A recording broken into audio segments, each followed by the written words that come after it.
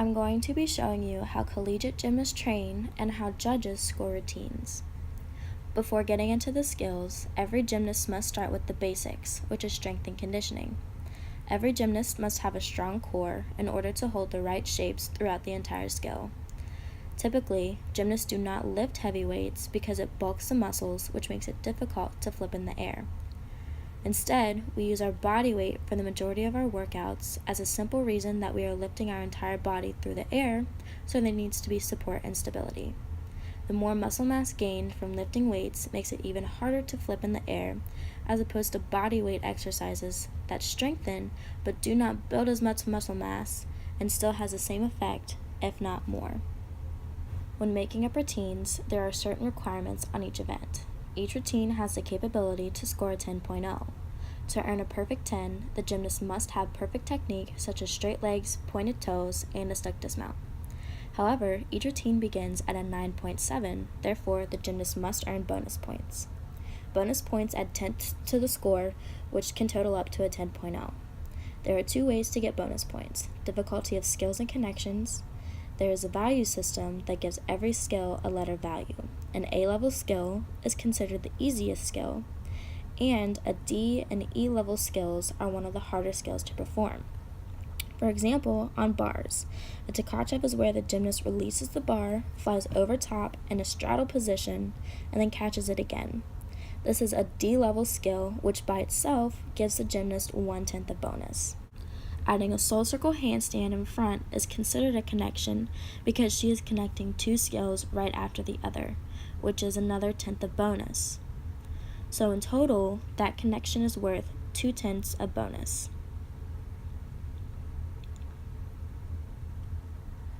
The routine must end with a C-level dismount or higher as a requirement. The full twisting double back is a D-level skill, which is more difficult, so it is credited 1/10 of bonus as well.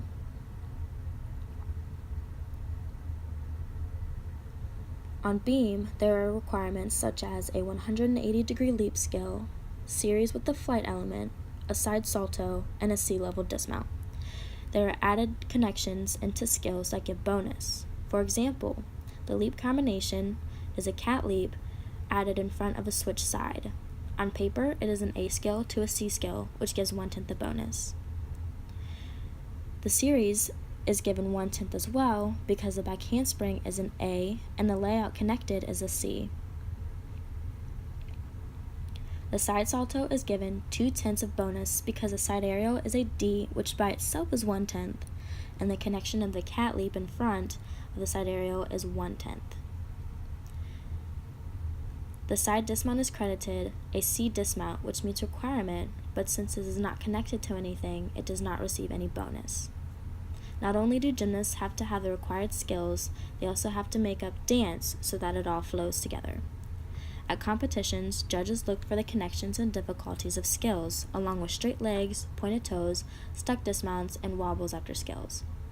Depending on how big the balance error is, the judge can take up to 4/10 off the score, and a fall is an automatic 5/10 off. This routine is how judges view and score a routine at an actual meet. The dance at the beginning of the routine leads up to the flight series.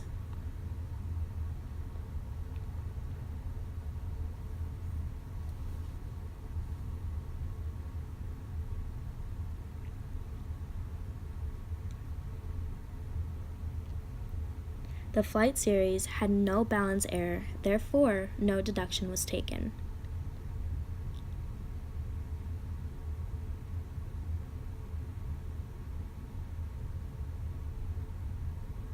The leap combination is up next.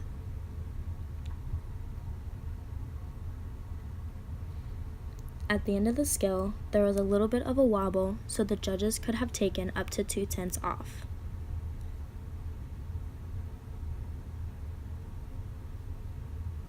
The side aerial is up next. The connection and the skill both had no balance errors, therefore no points were taken off.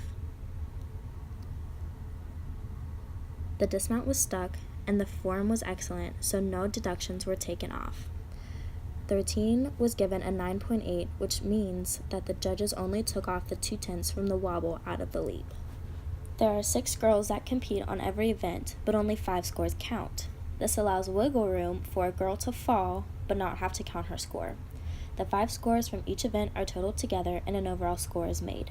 The winner of the competition is determined by the team with the highest overall score.